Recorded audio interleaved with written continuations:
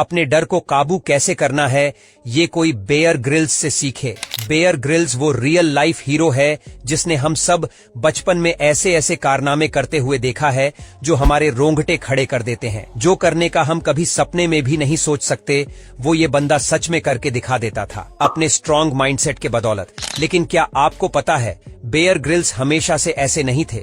ये बंदा जो फियरलेस और स्ट्रांग मैन की तरह दिखता है वो अंदर से कभी वीक, कमजोर, डरा हुआ एक शख्स और डिप्रेशन में रह चुका है। दोस्तों, बेयर ग्रिल्स अपनी ऑटोबायोग्राफी मर्द स्वेट एंड टीयर्स में लिखते हैं, डर आपको बाहर से सख्त दिखने पर मजबूर करता है लेकिन अंदर से आपको कमजोर और वीक बना देता है। बैचलर्स को सबसे बड़ा डर था हाइट्स यानी ऊंचाई का, जिसे एक्रोफोबिया कहा जाता है। लेकिन देखना, मिरेकल ये है कि कुछ साल बाद अपने शो के हर एपिसोड के स्टार्टिंग में ऊंचाई से हेलीकॉप्टर से उतरते थे और बेयर ग्रिल्स यूके की स्पेशल फोर्सेज SAS का पार्ट रह चुके हैं जहां उन्हें पैराशूटिंग का खूब एक्सपीरियंस था।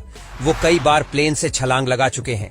21 साल के बेयर ग्रिल्स ने 96 में जाम्बिया के एक मिशन के दौरान 16,000 फीट की ऊंचाई से छलांग लगाई थी, लेकिन इस बार उनका पैराशूट नहीं खुला। जैसे ही वो आसमान में कूदे, सही टाइम देखकर उन्होंने पैराशूट को खोल दिया था, लेकिन फिर भी वो तेजी से नीचे गिरते जा रहे थे।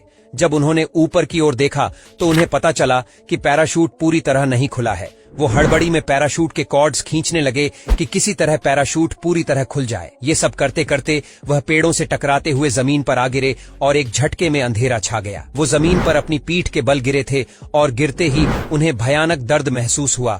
और बुरा तो ये हुआ कि इतनी ऊंचाई से गिरने के बाद भी वो होश में थे। वो हिलडुल भी नहीं पा रहे थे, बस वहीं लेटे लेटे वो जोर जोर से रो रहे थे।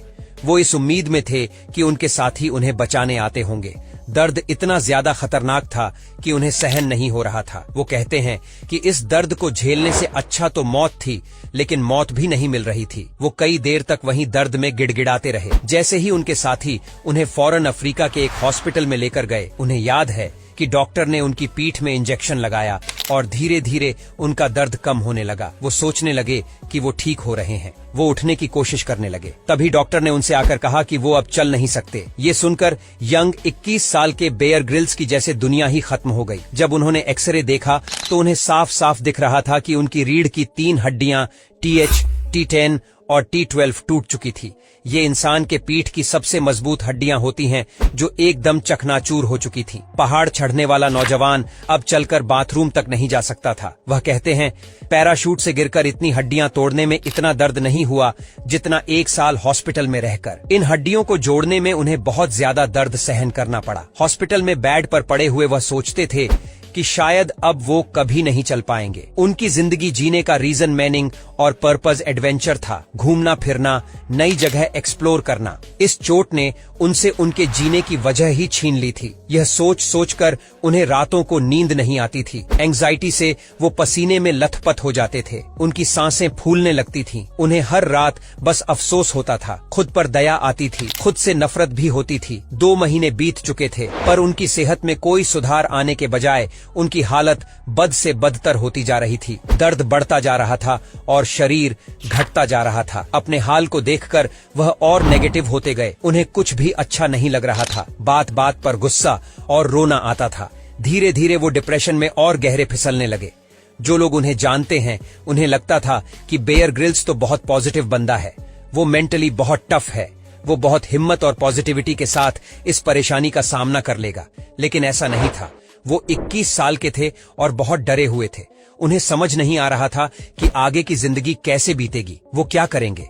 उनके सारे सपने खुद खत्म होते हुए उन्हें दिखाई दे रहे थे। आधी रात को अपने बेड पर लेटे लेटे उनकी नजर दूर रखे एक फोटो फ्रेम पर पड़ी। वो फोटो थी माउंट एवरेस्ट की। बचपन से ग्रिल्स और उनके फादर का ये सपना था कि वो एक दिन माउंट एवरेस्ट की चढ़ाई चढ़ेंगे। उस फोटो फ्रेम पर धूल चढ़ी देख उन्हें ऐसे लगने लगा जैसे उनके सपनों पर भी धूल चढ़ गई है, जो उनसे बर्दाश्त नहीं हो रहा था। उस रात कोई उनके साथ नहीं था। वो अकेले थे। वो हिम्मत करके खड़े होते हैं और बैसाखियों के सहारे उस फोटो फ्रेम तक जाते हैं और धूल साफ करते हैं और बस यही सोचते सोचते सो जाते हैं कि कैसे वो अपने आप को जीने की हिम्मत दे सकते हैं। उनके सब कॉन्शियस माइंड में ये बात बहुत गहराई से जम गई। इस बात ने उन्हें हौसला दिया और जीने की एक उम्मीद दी। अगले दिन जब वो सोकर उठे तो उन्हें अपनी दादी माँ की एक बात याद आई जो हमेशा कहती थी, पेयर बेटे, लाइफ में जो कुछ भी होता है अच्छा ही होता है। वो इंसान है जो खुद को दुखी करने के और परेशान करने के बहाने ढूंढ लेता है। जब भी तुम किसी मुसीबत में फंसो तो हमेशा खुद को याद दिलाओ कि जो कुछ भी हो रहा है गॉड की मर्जी से हो रहा है, जो कभी कुछ गलत नहीं होने देता। इस टाइम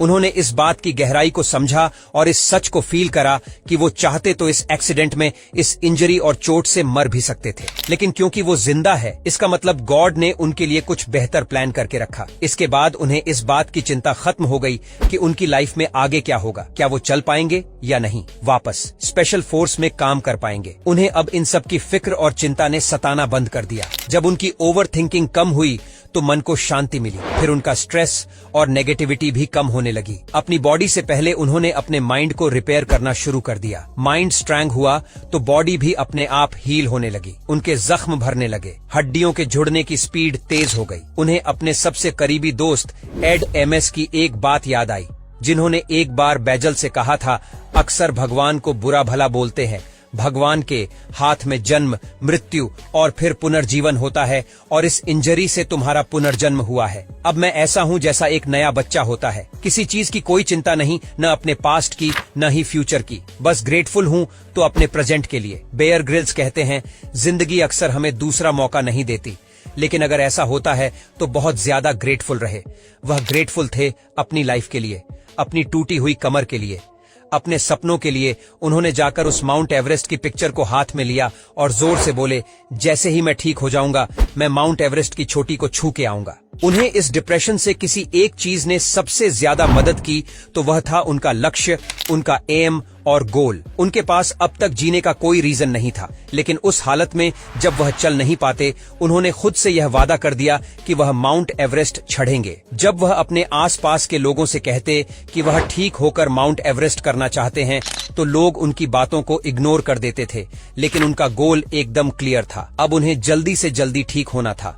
उनकी बॉडी और माइंड दोनों को एक गोल मिल गया था जिस पर वह मिलकर काम कर सकते थे। एक्सीडेंट के तीसरे महीने के बाद दर्द कम होना शुरू हो गया। 8 महीने बाद उन्हें हॉस्पिटल से डिस्चार्ज कर दिया गया। 1 साल में पूरी तरह वह ठीक हो गए, पर डॉक्टर्स ने उन्हें मना करा था कि वह स्पेशल फोर्सेज में वापस ट्रेनिंग नहीं कर सकते। कोई जॉब नहीं थी तो पैसा भी नहीं था, पर अपने सपनों को पूरा करने के लिए उन्हें 25 लाख रुपए की जरूरत थी। जहां उन्हें माउंट एवरेस्ट चढ़ने की ट्रेनिंग करी, उसके लिए इक्विपमेंट खरीदे थे, जिसके लिए उन्होंने करीब 250 कंपनीज को स्पॉन्सरशिप के लिए प्रपोजल्स लिखे और सारी कंपनी से वह रिजेक्ट हो गए। 250 बार जंक्शन फेस करने के बाद भी वह नहीं रुके। बहुत लोगों के दरवाजे खटखटाए, लेकिन बार बार निराशा ही हाथ लगी। फिर SSF forces help on organisation ने उनके इस सपने को साकार करने में उनकी मदद करी। पैराशूटिंग एक्सीडेंट के 18 महीने बाद 16 में उन्होंने अपने बचपन के सपने को सच करा। उनके माउंट एवरेस्ट चढ़ने की जर्नी अपने आप में अलग कहानी है। यह सफर इतना भी आसान नहीं था। उनके साथ के 4 लोगों ने अपनी जान खो दी और उन्होंने 2 बार नियर डेथ एक्सपीरियंस फेस करा, जहां वह मरते मरते बचे। पर जैसे तैसे वह 23 साल की एज में माउंट एवरेस्ट की जमीन तक पहुंचने वाले ब्रिटेन के यंगेस्ट पर्सन बन गए। इसके बाद उनकी कहानी बहुत फेमस होने लगी। लोग उन्हें सेमिनार्स में ऐसे स्पीकर इनवाइट करने लगे। उनके ऊपर कई डॉक्यूमेंट्री बनी और फाइनली डिस्कवरी से उन्हें वह अपॉर्चुनिटी मिली जिसने उन्हें एक वर्ल्ड वाइड फेम दिया, जिसके बाद सब उन्हें मैन वर्सेस वाइल्ड से जानने लगे और शायद आप भी उन्हीं में से एक हो। तो अगर आपको यह वीडियो अच्छी लगी तो वीडियो को लाइक और सब्सक्राइब बटन पर क्लिक करके इस चैनल को ग्रो करने में सपोर्ट करो और बेल नोटिफिकेशन ऑन कर लीजिए ताकि आप आने वाली वीडियोस मिस न कर पाओ। Thank you for watching.